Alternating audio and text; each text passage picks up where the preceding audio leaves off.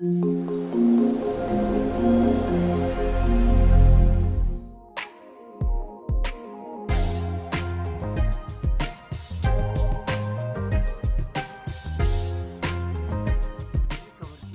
है? सो आज के सेक्शन में हम करेंगे रिकॉर्ड्स की बात। ठीक है, क्या होते हैं रिकॉर्ड्स, किस पर्पस के लिए यूज होते हैं और इनके लिए किस तरीके की रिक्वायरमेंट होनी चाहिए कि मुझे रिकॉर्ड बनाने की जरूरत पड़े, वो डिसीजन मुझे कैसे लेना है। राइट, तो मैं लेके चलता हूं सबसे पहले आपको स्क्रीन पे मैंने आपको अब से पहले 2-3 तरीके के जो डिक्लेरेशन है, वेरिएबल का जो डिक्लेरेशन है, जो उनका डेटा टाइप होता है, उसके बारे में 2-3 तरीके से बताया है। एक तो सिंपल तरीके से बताया है कि भाई मैं अपना एक जो वेरिएबल है उसको कुछ इस तरीके से कर दूं, लेट्स से सिंपल यहां पे मैं दे दूं उसको क्या, var, उसका साइज दे दिया, कुछ इस तरीके का डिक्लेरेशन बताया। इसका पर्पस क्या है? इस तरीके के डिक्लेरेशन का सीधे सीधे रिस्ट्रिक्शन है कि var टाइप की वैल्यू को नॉर्मली ये कंटेन करेगा। ठीक है, एंड 100 कैरेक्टर की करेगा, ये भी क्लियर है। साथ में इसमें और क्या है कि var की अपनी फंक्शनैलिटी है कि भाई ये स्ट्रिंग टाइप का कुछ भी होगा ले लेगा, बट अगर यहाँ पे मैं नंबर होता तो नंबर टाइप ले, तो इसको एक कह सकते हैं बेसिक डिक्लेरेशन कह सकते हैं या सिंपल टाइप का डिक्लेरेशन कह सकते हैं। ठीक है, दूसरा क्या देखा कि अगर हमें अपने किसी भी कोड को फेल होने से फ्यूचरिस्टिक बचाना है, कि उसका जो डिक्लेरेशन हमने अपनी मर्जी से या सोच के कोड के अंडरस्टैंडिंग के हिसाब से किया है, उस चीज से बचना है और अपने कोड को फेल होने से बचाना है, तो हम कुछ इस तरीके का डिक्लेरेशन यूज करते हैं कि अपनी टेबल का नाम लिखा, जो भी मेरी टेबल का नाम है, क्या है मेरी टेबल का नाम, ये मेरी टेबल का नाम है, डॉट उसके जो भी कॉलम का नाम दिया और अपना टाइप दिया, नॉट रो टाइप दिया, कुछ इस तरीके की कहानी दी। ठीक है, इसके अलावा और क्या देखा? इसके अलावा मैंने देखा कि अगर मुझे पूरी की पूरी रो का डेटा कहीं पे यूज करना है, पूरी की पूरी रो, तो मैं क्या करता हूँ, मैं इस तरीके का डिक्लेरेशन करता हूँ। किस तरीके का? कि अपनी टेबल का नाम दिया, जो भी मेरा टेबल का नाम है, टेबल का नाम और पूरी की पूरी रो। ठीक है, तो ये 2-3 तरीके के डिक्लेरेशन हम ये देख सके अभी तक। फिर ये रिकॉर्ड क्या है, रिकॉर्ड टाइप जो हम बोल रहे हैं, इसका क्या यूटिलाइजेशन है भैया, ये भी समझना जरूरी है। थोड़ा सा नीचे आते हैं, इसमें ड्रॉबैक देखते हैं। ड्रॉबैक से ही मेरी रिक्वायरमेंट निकल के आएगी। ड्रॉबैक क्या है? यहां पर एक रिस्ट्रिक्शन है कि var टाइप का डाल सकते हो, फिक्स्ड है, एक से ज्यादा वैल्यू नहीं रख सकते हो। यहां पे भी एक से ज्यादा वैल्यू नहीं रख सकते हो। इसकी एक प्रॉपर्टी है कि पूरी की पूरी रो के कॉलम जो है उनको कंटेन करेगा। अब रिक्वायरमेंट कुछ ऐसी है कि मुझे एक वाला वेरिएबल भी नहीं चाहिए, कुछ इस तरीके के वाला, और मुझे पूरी रो भी नहीं चाहिए। मुझे लेट्स से मैं एग्जांपल के तौर पे आपको यहां बोल दूं कि अगर मैं emp टेबल से बोलूं, ठीक है, या एग्जांपल के तौर पे यहाँ a भी लगा दो, कॉमा दूसरी टेबल जो है इसमें b लगा दो, दोनों का ज्वाइन लगा दो, where a.deptno equal to b.deptno, ये मैंने लगा दिया और ये स्टार चला रहा हूं तो पूरा आ रहा है। ऐसे केस में तो मेरा रिकॉर्ड टाइप ये क्या कहते हैं, रो टाइप वाला वेरिएबल चल जाएगा। बट जब मैं, ध्यान से देखो, जब मैं इस तरीके की रिक्वायरमेंट हो कि 2 कॉलम का ज्वाइन लग गया और स्टार ही ले रहा हूं, तो देखो ये जो आप गौर करो, एक कॉलम मेरा डुप्लीकेट हो रहा है। ये दिखने भर के लिए मेरे को यहाँ पे क्या हो रहा है, डिपार्टमेंट नंबर और टोड की फंक्शनैलिटी है कि अगर एक से ज्यादा यहाँ पर रिकॉर्ड दिखते हैं सेम नाम के, तो उसको -1/1/2 इस तरीके से -1 करके दे लेता है अपने आप से। बट जब आप इसको यूज करने जाएंगे ना, तो ये आपको एरर देगा कि भैया ये सेम नाम से 2 कॉलम है।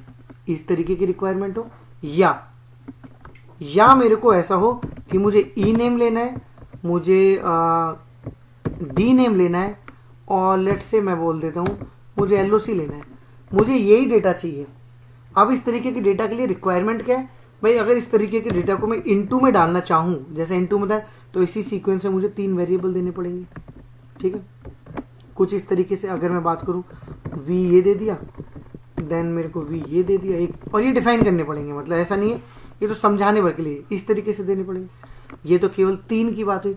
बट कई बार रिक्वायरमेंट ऐसी होती है कि 3 नहीं, 150-250 कॉलम की मेरी पूरी की पूरी टेबल है। ठीक है, और मेरे को उसमें से 70 कॉलम लेने, या मैंने जो ऐसे ज्वाइन करके क्वेरी लिखी है, उस क्वेरी में ही अपने आप में मेरे 50 कॉलम आ रहे हैं, तो मैं 50 वेरिएबल डिफाइन करने जाऊंगा, तो एक तो ये मेरा मतलब बिल्कुल मतलब ऐसे कोडिंग हो जाएगी जैसे कि बिगनर या बिल्कुल स्टार्टिंग वाले बंदे करते हैं जिनको आइडिया ही नहीं है। तो ऐसी चीज़ों के लिए हम क्या करते हैं ऐसे, और हमें पता है कि ये रिक्वायरमेंट मेरे पास बार बार आने वाली है, फ्यूचर में फिर आएगी, आ जाइए फिर आएगी, या किसी प्रोसेस में यूज़ हो रहा है जो डेली बेसिस पे रन हो रहा है, तो उस प्रोसेस में डेली की डेली वो यूज़ होने वाला है। तो मैं क्या करूँगा, ऐसे केस पे मैं डिफाइन करता हूँ अपना रिकॉर्ड टाइप। रिकॉर्ड से ही समझ में आ रहा है रिकॉर्ड क्या है। रिकॉर्ड है ये जो ये वैल्यू आपको दिख रही है, जो नीचे आपको दिख रही है, ये एक रिकॉर्ड ही तो हुआ। अगर मैं देखूं गौर से तो ये एक रिकॉर्ड है। तो इस रिकॉर्ड का सिस्टम को एक टाइप बना दूं और उस टाइप को अपना वेरिएबल बना दूं। कैसे, थोड़ा सा और अच्छे से। ये एक वेरिएबल है, एक वेरिएबल में अगर कोई भी वैल्यू स्टोर करनी है, लेट से अभी मैंने ये लिखा था, अब थोड़ा सा चीजों को चेंज करते हैं और थोड़ा सा मिलाते हैं रो टाइप वाले से।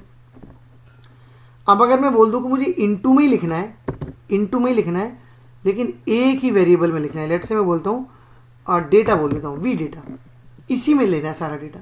तो थोड़ा सा याद भी आ रहा होगा कि रो टाइप का भी कुछ कुछ कहानी इसी तरीके की होती थी कि अगर रो टाइप का किसी तरीके से डिफाइन हो जाए तो ये लिख के और डॉट अपने कॉलम का नाम दे देता था, तो मेरा कॉलम मुझे एक्सेसिबल हो जाता था। तो कहीं ना कहीं इस वी डेटा का जो वेरिएबल है, इसको एक डेफिनेशन या एक डिक्लेरेशन या एक डेटा टाइप देना पड़ेगा जिसका टाइप यही होगा। जब मैं रो टाइप का बनाता हूं तो उसका टाइप क्या होता है, उसका टाइप बिल्कुल उसी तरीके का होता है जिस तरीके के मेरे ईएमपी टेबल के कॉलम का ये सीक्वेंस भी है और इनका डेटा टाइप भी है। ठीक है, तो कोई भी रिकॉर्ड, ये तो क्योंकि पूरी टेबल का एक है तो मैं रो टाइप यूज कर सकता हूं। बट अगर मेरी एक टेबल से डेटा नहीं आ रहा है, मल्टीपल टेबल से आ रहा है, या एक टेबल के ही मल्टीपल रिस्ट्रिक्टेड कॉलम मुझे लेने हैं, ऐसे केस में हम बनाते हैं हमेशा अपना रिकॉर्ड टाइप। रिकॉर्ड टाइप क्यों बोल रहे हैं, आगे आपको कंफ्यूजन नहीं लेना है। देखो कंफ्यूजन क्यों नहीं लेना है, टाइप की बात हम कर चुके हैं। ठीक है, केवल टाइप अगर बोल रहा हूं, केवल टाइप, तो सिंपली समझो कि केवल कॉलम की बात कर रहा हूं। अगर केवल टाइप की बात करूं, रो टाइप की बात कर रहा हूं, क्लियर होना चाहिए, रो जुड़ गया मतलब पूरी रो की बात कर रहा हूं। और रिकॉर्ड टाइप की बात कर रहा हूं, इट मीन्स ऐसा कोई कॉम्बिनेशन ऑफ कॉलम्स जो इजीली मेरे को किसी भी मेरे सिनेरियो में फिट नहीं हो रहा है, ना तो रो वाले में फिट हो रहा है, ना टाइप वाले में हो रहा है। नॉर्मल वेरिएबल में उतने वेरिएबल डिफाइन करना ही टोटली इलॉजिकल। तो जो भी डेटा मेरा यहाँ आ रहा है, उस जो भी डेटा आ रहा है उस डेटा को मिला के जो एक रिकॉर्ड बन रहा है, कौन सा रिकॉर्ड बन रहा है, ये जो 3 कॉलम से मेरा एक रो सेट या एक रिकॉर्ड बन रहा है, इसका अगर एक टाइप बना दूं तो उसको बोलता हूं मैं रिकॉर्ड टाइप। जरूरत भी इसकी यही है कि ना तो पूरी रो लेनी है, ना मेरे को एक एक करके वेरिएबल लेने हैं। तो जैसे भी रिक्वायरमेंट डेवलपमेंट के हिसाब से, रिक्वायरमेंट के हिसाब से होगी, उस हिसाब से आपको अपनी चीजें चेंज करनी है और डिसीजन लेना है कि इस केस में एक बार रिकॉर्ड टाइप बना दूं और उसको फिर बाद में यूज कर लूं। ठीक है, रिकॉर्ड टाइप मेरे इजीली डेटाबेस में एज ए ऑब्जेक्ट सेव होते हैं।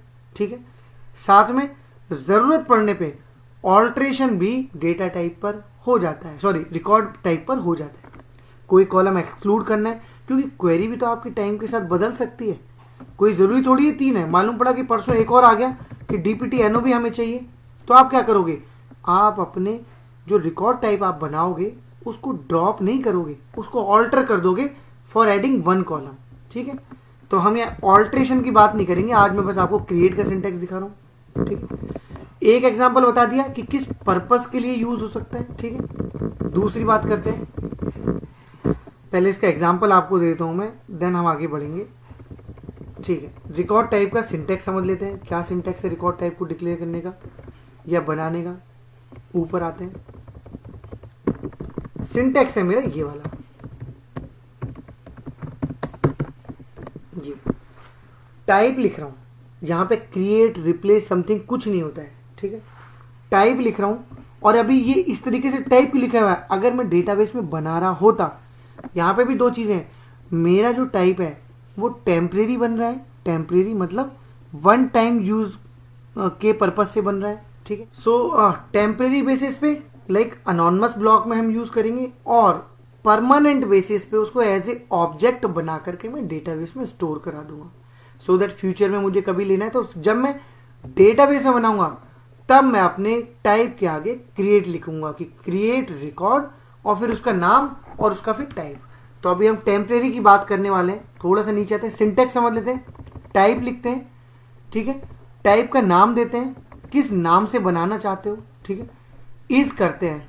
अब थोड़ा थोड़ा सिंटेक्स आपको, जो नॉर्मल मेरे डेटाबेस ऑब्जेक्ट का क्रिएशन होता है वो भी कुछ कुछ ऐसे होता है कि पहले क्रिएट और रिप्लेस समथिंग लिखा जाता है, क्रिएट लिखा जाता है, ठीक है, फिर बताना पड़ता है क्या क्रिएट कर रहे हो। तो यहाँ पे मेरा शुरू हो रहा है टेम्परेरी वाले में क्या क्रिएट कर रहे हो, ठीक है, उसका नाम क्या रखने वाले हो।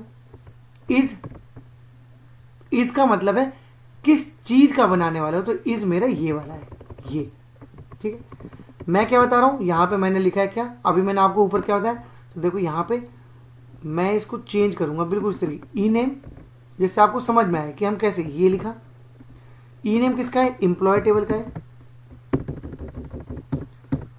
फेल ना हो तो एम्प्लॉय टेबल का, डॉट लिखा ई नेम, और ये मैंने हटा दिया, कोई दिक्कत, बिल्कुल इसी तरीके से टाइप का यूज करते हैं।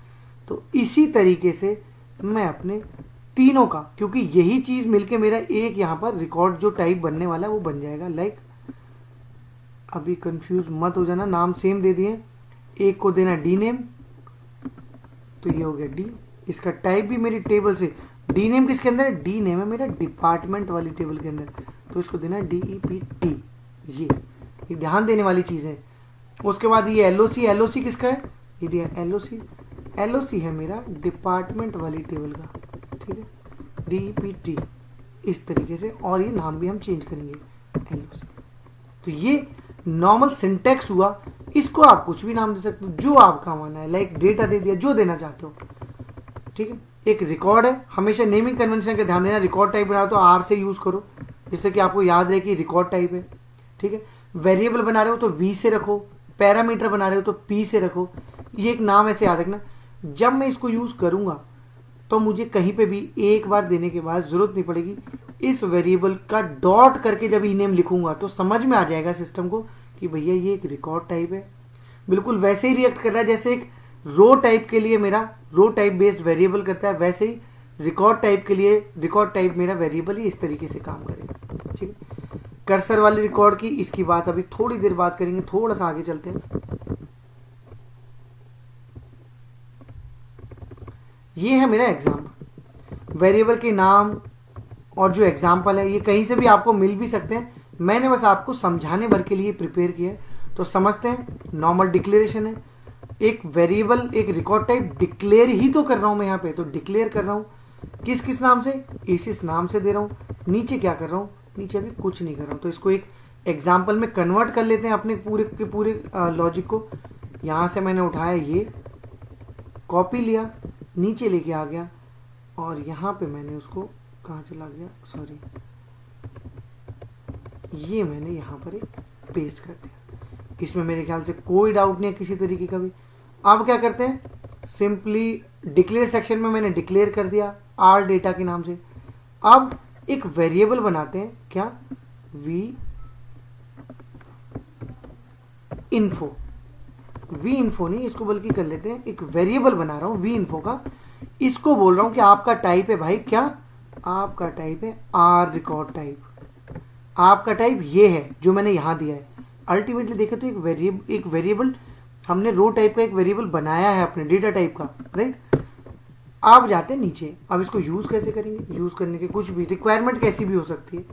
मैं कहता हूं कि सेलेक्ट, यही लेते हैं सेलेक्ट, जो ऊपर हमने सेलेक्ट छोड़ के हैं उसी सेलेक्ट से आपको समझ में आ जाएगा, क्या यही सेलेक्ट था,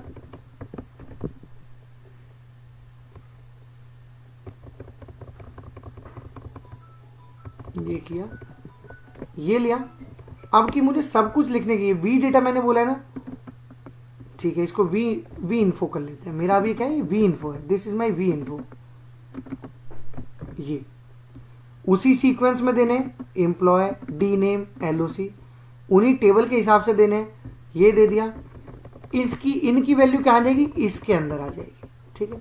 सिंपली ये चलेगा, रन हो जाएगा, और अभी रन फेल भी हो जाएगा। क्यों, क्योंकि multiple record without using cursor हम नहीं कर सकते। तो इसको फिक्स करते हैं कैसे, एंड कुछ भी ई नेम इक्वल टू स्मिथ कर लेते हैं, एक ही के लिए, ये हो गया। चला के चेक भी कर लेते हैं कि वैल्यूज आएंगी कि नहीं आएंगी और एक की आएगी कि नहीं। तो क्वेरी में एक डेटा आ रहा है, अब इसको हटाते हैं, कोड को थोड़ा सा पूरा देखते हैं एक ही स्क्रीन पे। ये मैंने इधर कर दिया, ये डिक्लेयर किया, एक रिकॉर्ड टाइप बनाया, उस रिकॉर्ड टाइप को, जो टाइप मैंने बनाया उसको मैंने एक वेरिएबल को बोल दिया कि इस वी इन्फो का जो टाइप है वो यह है जो आर डेटा मैंने बनाया, ये वाला। क्लियर? इसको बनाया क्या, इसको बनाया फॉर दीज 3 कॉलम्स, ये कर दिया। आप पूरे के पूरे कॉलम के लिए कॉमा करके 3 देने की जरूरत नहीं है, ऑटोमेटिकली इसके अंदर सारे के सारे आ जाएंगे। यूज कैसे कर सकता हूं, dbms, और यहां पर कर सकता हूं क्या, vinfo डॉट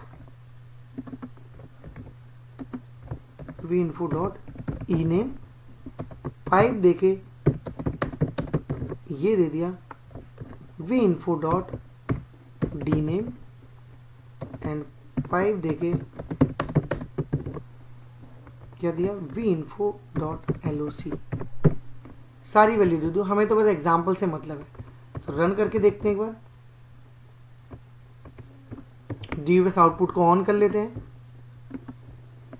ये कोड मैंने चला दिया, कोड बोलता है PLSQL प्रोसीजर सक्सेसफुली कंप्लीटेड। देखते हैं क्या प्रिंट होता है, गौर से देखो, प्रिंट हो गया। एक बार भी मुझे जरूरत नहीं पड़ी कि वेरिएबल अलग अलग लिखूं, तो अपने रिकॉर्ड टाइप की रिक्वायरमेंट आपको पता लग जानी चाहिए कि मैं किस पर्पस के लिए यहाँ पे यूज कर रहा हूँ। ठीक है, तो एग्जाम्पल एक मैंने आपको वो करके दिखा दिया जो एग्जाम्पल हम नॉर्मली एम्प्लॉय और डिपार्टमेंट टेबल पे नॉर्मली कर रहे हैं।